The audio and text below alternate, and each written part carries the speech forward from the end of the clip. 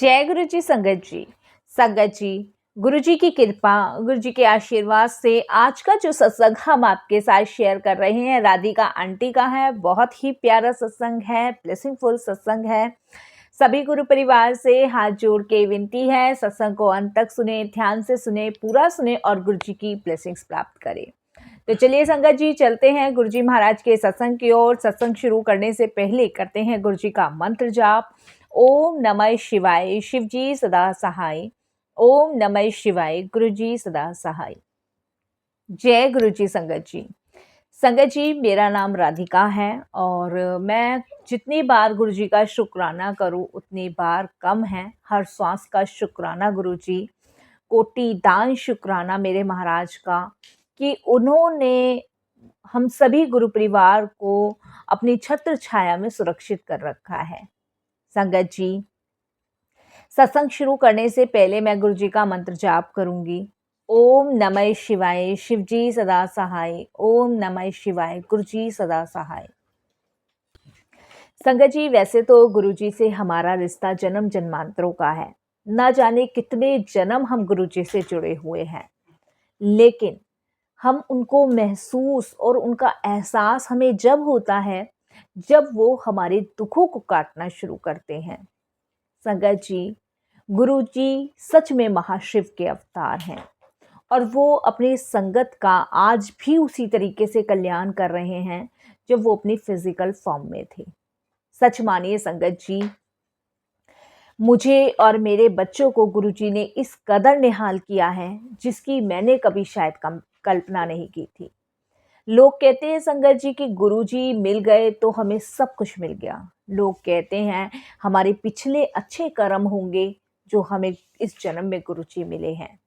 But संगत जी, मेरा मानना ये है और मैं ये कहती हूँ कि मेरे बहुत माड़े कर्म होंगे और मेरे गुरु जी को मुझ पे दया आ गई, तरस आ गया, इसलिए उन्होंने अपने से जोड़ लिया। क्योंकि संगत जी, सही मानने में हमारे इतने माड़े कर्म होते हैं कि अगर वो हमारे सामने आ जाए ना तो हम अपनी ही शक्ल देख के घबरा जाएंगे। संगत जी, सुबह से लेके शाम तक सैकड़ों अपराध हमसे होते हैं। कौन कौन से अपराध हम नहीं करते। इस जीभ से अपराध, इन आंखों से अपराध, इन कानों से अपराध, इन हाथों से अपराध, इन पैरों से अपराध। शरीर का कौन सा ऐसा अंग है जिससे हमारे अपराध नहीं होते। आंखों से कुछ गलत देख लें तो अपराध हो गया, कानों से कुछ गलत सुन ले तो अपराध हो गया, मुख से कुछ गलत निकल जाए तो अपराध हो गया, पैरों से कुछ चींटी जानवर या कुछ कुचल गया तो अपराध हो गया, हाथ से अगर कोई गलत काम हो गया तो अपराध हो गया। लेकिन इन अपराधों को बख्शने के लिए हम जिस गुरु की शरण में हैं वो हमारे लिए सबसे भाग्यशाली बात है। संगत जी, सत्संग मेरे फादर का है जो मैं आपके साथ शेयर कर रही हूँ। संगत जी, मैं द्वारका सेक्टर 14 में रहती थी अपने हस्बैंड के साथ, अपने सास ससुर के साथ। संगत जी, इसी कुछ बीच में मेरे फादर की बहुत ज़्यादा तबीयत खराब हुई। संगत जी, मेरे फादर असमर्थ थे अपना इलाज करवाने में। मेरा जो बड़ा भाई था वो बहुत ड्रिंक वगैरह करता था, कोई काम वगैरह नहीं करता था। मदर मेरी काफ़ी टाइम पहले ही जा चुकी थी और फादर मेरे असमर्थ थे अपना ट्रीटमेंट करवाने में। संगत जी, उनका ट्रीटमेंट कहते हैं ना, या तो बेटा करवाता है या बेटी माँ बाप का सहारा बनती है, बेटा सहारा बनता है। तो बेटे ने तो कोई भी अभी तक फ़र्ज़ नहीं निभाया था। जो भी फ़र्ज़ थे संगत जी वो मैं निभा रही थी, बखूबी निभा रही थी। मैं अपने फादर का ट्रीटमेंट करवा रही थी सर गंगाराम हॉस्पिटल में।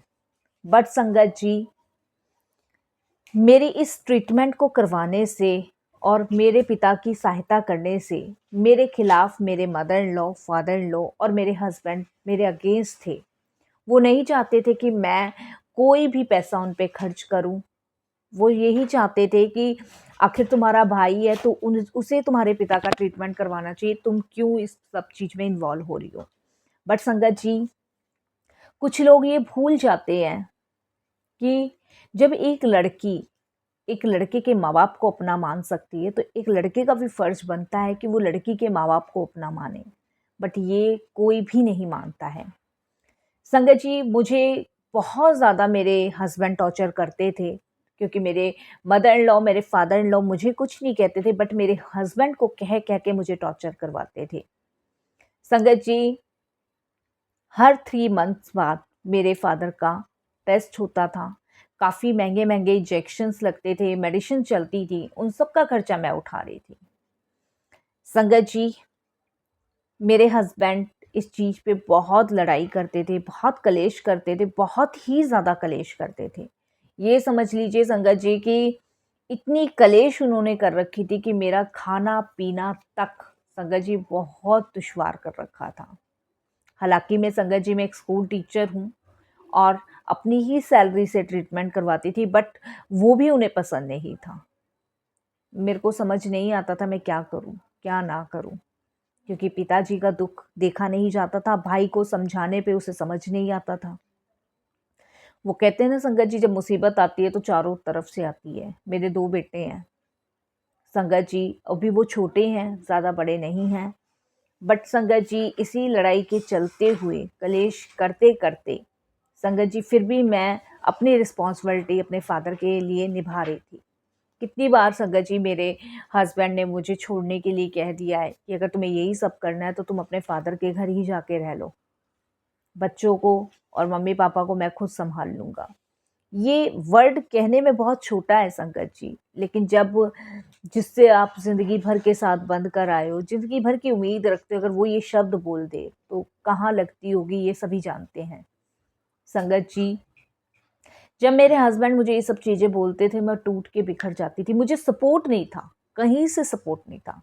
मेरे हस्बैंड ने हाथ खड़े कर रखे थे और उन्होंने कह दिया था कि जब अपने फादर का तुम सब कुछ कर रही हो, तो घर की रिस्पॉन्सिबिलिटी, घर के खर्चे भी तुम चलाओगी।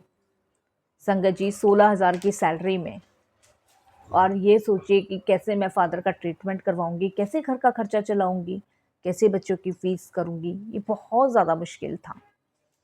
संगत जी, मैं कभी अपनी फ्रेंड से लेती थी, उसके दे देती थी, क्योंकि पापा के मेडिसिन्स बहुत महँगे आते थे, इंजेक्शंस बहुत महँगे आते थे, टेस्टिंग बहुत महँगी होती थी।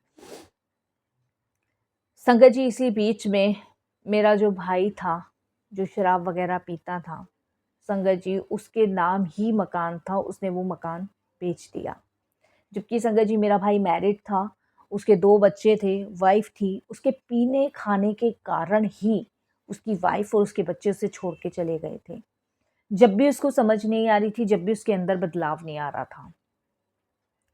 संगत जी, इसी बीच उसने जो मकान था वो बेच दिया। मेरे को भी नहीं इस चीज़ का पता था, पापा को भी नहीं पता था, किसी को कुछ नहीं पता था संगत जी।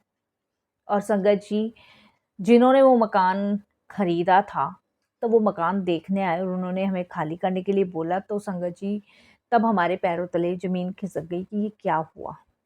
भाई मकान बेच चुका था, क्योंकि मकान उसी के नाम पे था। संगत जी, अब पापा कहाँ जाते? भाई का तो मुझे दुःख नहीं था संगत जी, मैं आपको बताऊँ, क्योंकि वो कहते हैं ना, जैसी करनी वैसी भरनी। जब गलत करोगे तो गलत ही पाओगे, जैसा बोओगे वैसा ही पाओगे। पर पापा की बहुत ज़्यादा फ़िक्र थी। संगत जी, पापा को लेके मैं अपने ससुराल आ गई। अब जब पापा को लेके ससुराल आई, क्योंकि लेके कहाँ जाऊँ? किसके घर जाऊँ? कोई रिश्तेदार नहीं है, कोई रखने को तैयार नहीं है, क्योंकि पापा को संगत जी कैंसर था। कोई बीमार अवस्था में किसी को नहीं रखना चाहेगा। एक बार सुख में हर कोई किसी को पूछ लेगा, रख लेगा, लेकिन दुःख में नहीं। संगत जी, जब मैं अपने फादर को अपने ससुराल लेकर आई, तो मेरे मदर इन लॉ, मेरे फादर इन लॉ और मेरे हस्बैंड ने क्लियरली मना कर दिया कि हम इन्हें यहाँ नहीं रखेंगे। ऐसी अवस्था में संगत जी मैं कहाँ लेके जाती अपने फादर को, मेरे लिए बहुत टफ था। संगत जी, हर किसी का दरवाज़ा मैंने खटखटाया, अपने 2-4 रिश्तेदारों का, बट किसी ने एग्री, कोई भी नहीं हुआ। संगत जी, पापा को अकेले छोड़ नहीं सकती थी और मजबूरन संगत जी मुझे घर छोड़ना पड़ा 2018 में, अपना ससुराल।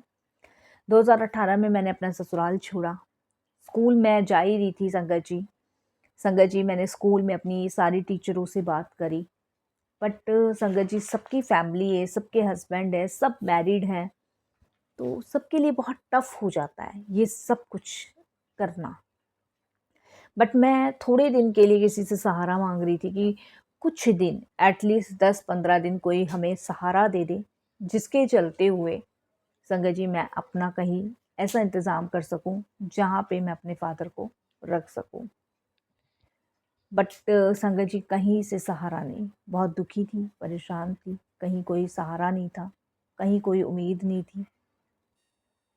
उसके बाद संगत जी कहीं कोई सहारा नहीं मिला, कुछ नहीं मिला, बहुत परेशान थी।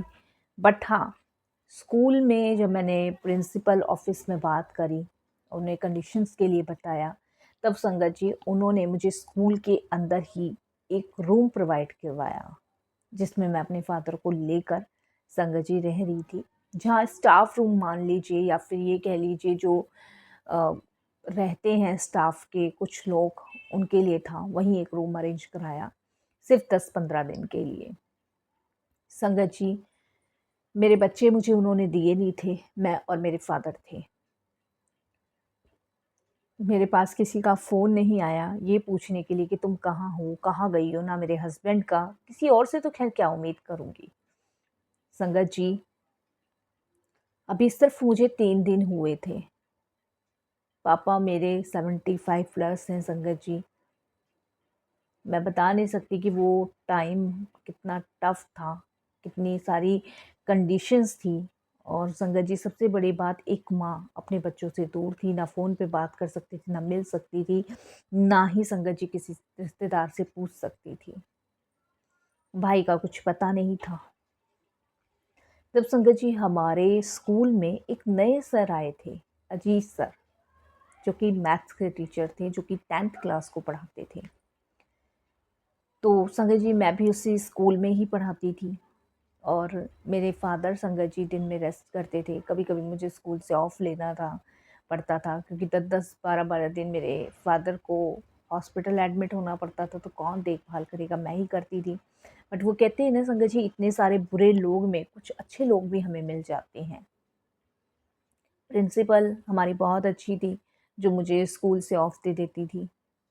और संगत जी जब वो सर आए, अजीत सर, और संगत जी ऐसी मैं स्कूल में अपनी क्लास को पढ़ा रही थी, 8th क्लास को, तो मेरा इंग्लिश के पीरियड के बाद उनका मैथ्स का पीरियड होता था।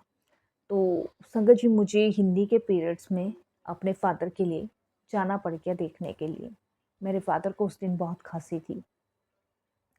तो संगत जी first, second, third, fourth floor पे हमें रूम दे रखा था, जिससे कि नीचे कोई भी परेशानी ना हो, दिक्कत ना हो, पेरेंट्स को ना पता चले, क्योंकि पेरेंट्स बच्चे वो हो जाते हैं कि भई एक बीमार अवस्था में आदमी को स्कूल में रख रखा है, तो वो सब चीज़ें भी फेस करने वाली हो रही थी। तो जब अजीत सर को पता चला कि हिंदी की मैडम मिसिंग है, तो उन्होंने इधर-उधर बात करी, तो पता चला कि उनको, उनके फादर हैं, उनको बहुत ज़्यादा खाँसी है, इसलिए वो अपने फादर के पास गई हैं। तब संगत जी उनको अभी आए हुए सिर्फ़ 5 या 6 दिन हुए थे, तो उनको जब मेरे बारे में, मेरे फादर की स्थिति के बारे में पता चला, तो लंच टाइम में उन्होंने मेरे से बात करी कि मैम मुझे आपसे कुछ बात करनी है। मुझे पता चला कि आपके फादर ऐसे-ऐसे बीमार हैं, तो मैं आपको एक एडवाइस देना चाहूँगा, वो आपकी मर्ज़ी है कि आप मानो या ना मानो। तो मैंने कहा, हाँ जी, बोलिए। संगत जी देखिए, दुःख परेशानी बहुत थी, अंदर से टूटी हुई थी, बट मैं जो जी रही थी, वो सिर्फ़ अपने फादर के लिए जी रही थी। ये अंदर से इस कदर टूटी हुई थी कि जीने की सारी उमंग उमंग जो थी ख़त्म हो चुकी थी, कुछ नहीं बचा था। उसके बाद संगत जी क्या होता है कि सर मुझे गुरुजी के बारे में बताना शुरू करते हैं। वो कहते हैं, जाना ना जाना आपकी मर्ज़ी है। दिल्ली में छतरपुर गुरुजी का मंदिर है, वहाँ का लंगर प्रसाद, वहाँ माथा टेको और आपके फादर बिल्कुल ठीक हो जाएँगे। जो भी कष्ट हैं आपकी लाइफ़ में वो कट जाएँगे। संगत जी मैंने उनको कहा कि मैं बहुत जगह धक्के खा चुकी हूँ। हर बार सुबह से शाम तक भगवान से यही तो अरदास करती हूँ, यही तो प्रार्थना करती हूँ कि आपको लगता है कि ऐसा भी हो सकता है? तो सर कहते कि आपकी मर्ज़ी है, मैंने आपको बता दिया, आप एक बार देख सकते हो वहाँ जाके। बाकी मेरी मदर को भी कैंसर था, मेरी मदर का कैंसर ठीक हो गया है। तो संगत जी, उनकी बात सुनकर मैं अपनी कुछ टीचर्स के साथ गुरुजी के दरबार के लिए गई, पहले दर्शन करने के लिए। उस टाइम संगत जी मैं अपने फ़ादर को नहीं लेके गई थी, क्योंकि मेरे फ़ादर जो थे उस टाइम बहुत हालत ख़राब थी। तो जो वहाँ के गार्ड वग़ैरह होते हैं उनको बोल के गई थी कि अगर कोई प्रॉब्लम हो तो आप मुझे इमीडिएटली फ़ोन कर दीजिएगा। बट संगत जी, जब मैं गुरुजी के दरबार गई तब तक मेरे फ़ादर को इतनी टफ़ नहीं हुई थी उनकी मतलब तबीयत ख़राब।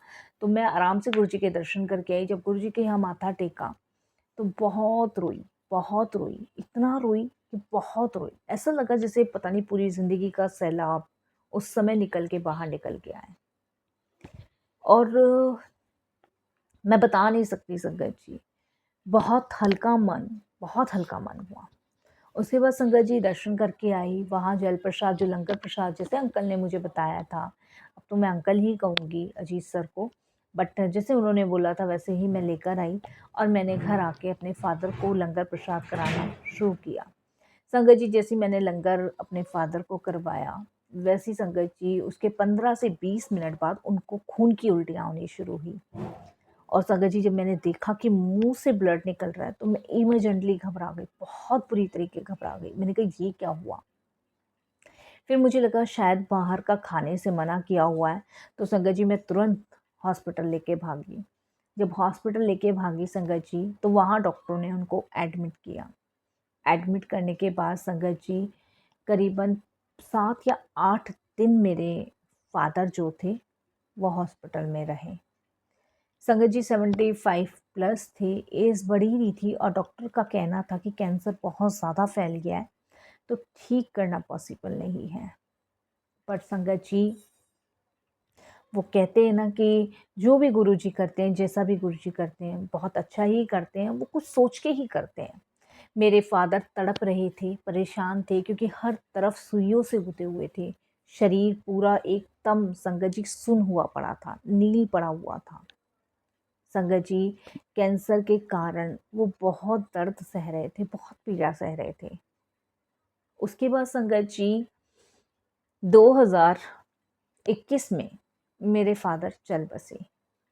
उस दिन मैं बहुत रोई, बहुत घबराई, बहुत परेशान हुई, क्योंकि मेरी आँखों के सामने मेरे फ़ादर ने दम तोड़ा तड़पते हुए। और संगत जी, उस दिन मेरी शिकायतें बहुत बढ़ गई गुरुजी से, बहुत बढ़ गई।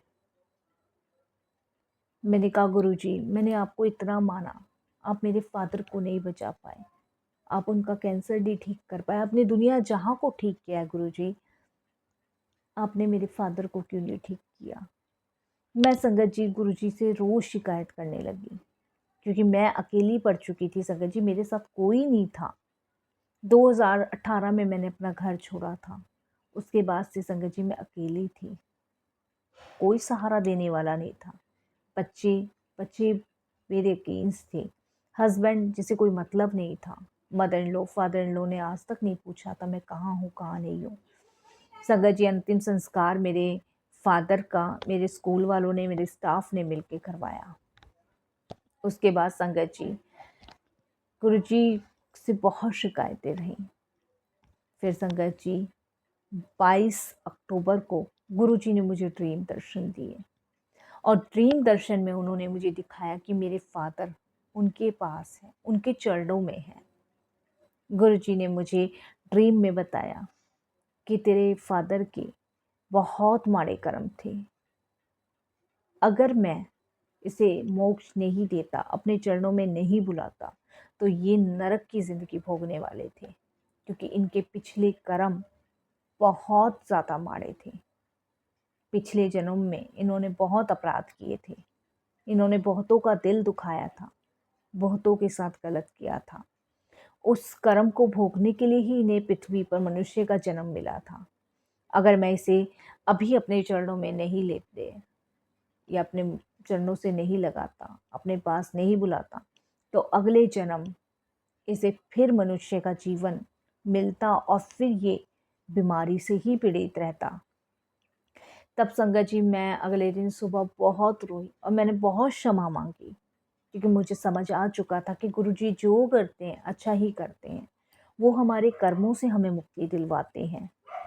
संगत जी, मैंने कहा ना कि हमने पता नहीं कितने कर्म, कितने अपराध किए होते हैं और उन्हें भोगने के लिए हमें मनुष्य का जन्म मिलता है। इस जन्म हमें बहुत अच्छे कर्म करने चाहिए ताकि हमें अगले जन्म कुछ भोगना ना पड़े और हमें मोक्ष की प्राप्ति हो। इसीलिए संगत जी, हरि नाम सबसे प्यारा, सुबह शाम प्रभु की लीन में लीन रहें। संगत जी, मैं स्कूल पढ़ाती हूँ, मेरा पूरा समय भगवान गुरु जी में निकल जाता है। मैं किसी से कोई बात नहीं करती हूँ संगत जी। स्कूल के बाद मेरा बाकी का समय सिर्फ ईश्वर का है, क्योंकि संगत जी कर्म है मेरे जो मुझे करने हैं पेट भरने के लिए। बाकी संगत जी, इस वक्त मेरे पास कुछ नहीं है सिवाय गुरु जी के। मेरे परम पिता परमेश्वर ही मेरे साथ हैं। मैं कभी कभी संगत जी ये भी सोचती हूँ कि शरीर का त्याग करने के बाद मेरा अंतिम संस्कार कौन करेगा। बट मैं गुरु जी से कहती हूँ, मुझे विश्वास है कि आप ही मेरे पिता हो, आप ही मेरे माँ हो, आप ही मेरा भाई हो, सब आप ही हो, आप ही को ही करना है। संगत जी, 15-20 दिन के लिए स्कूल का रूम मिला था, लेकिन आज 3 साढ़े 3 साल हो गया है मैं स्कूल के अंदर ही हूँ और दिन पर दिन गुरुजी मुझे आगे ही बढ़ाते चले जा रहे हैं। मैं शुक्राना करती हूँ गुरुजी का और लख लख बार शुक्राना करती हूँ गुरुजी का। अब मैं अपनी वाणी को विराम देती हूँ गुरुजी के मंत्र जाप के साथ। ओम नमः शिवाय, शिव जी सदा सहाय। ओम नमः शिवाय, गुरुजी सदा सहाय। जय गुरुजी, शुक्राना गुरुजी। जय गुरु जी आंटी, बहुत ही प्यारा सत्संग है, ब्लेसिंगफुल सत्संग है। सभी गुरु परिवार से हाथ जोड़ के विनती है कि अगर आप भी अपने सत्संग अनुभव हम सभी के साथ शेयर करना चाहते हैं तो हिंदी में साफ राइटिंग में अपना सत्संग लिखकर हमारी जीमेल आईडी पर सेंड कर सकते हैं। संगत जी, अगर सत्संग पसंद आए तो इसको लाइक कीजिए, सब्सक्राइब कीजिए, ज़्यादा से ज़्यादा संगत में शेयर कीजिए, बेल आइकन दबाना बिल्कुल ना भूलिएगा। जब भी कोई लेटेस्ट सत्संग आएगा उसका नोटिफिकेशन आपके पास आएगा। आज की अरदास, सर्वदा भला करे, पूरे विश्व का कल्याण करे, सबको अपनी सेवा सिमरन भक्ति की दात बख्शे, सबको अपने चरण कमलों से लगाए रखें। जय गुरु जी, शुक्राना गुरु जी। अगर इस गुरु परिवार से सत्संग शेयर करने में कोई भी गलती हो गई हो इस गुरु परिवार की बेटी से, तो साथ संगत जी मुझे माफ़ कीजिएगा। जय गुरु जी, शुक्राना गुरु जी।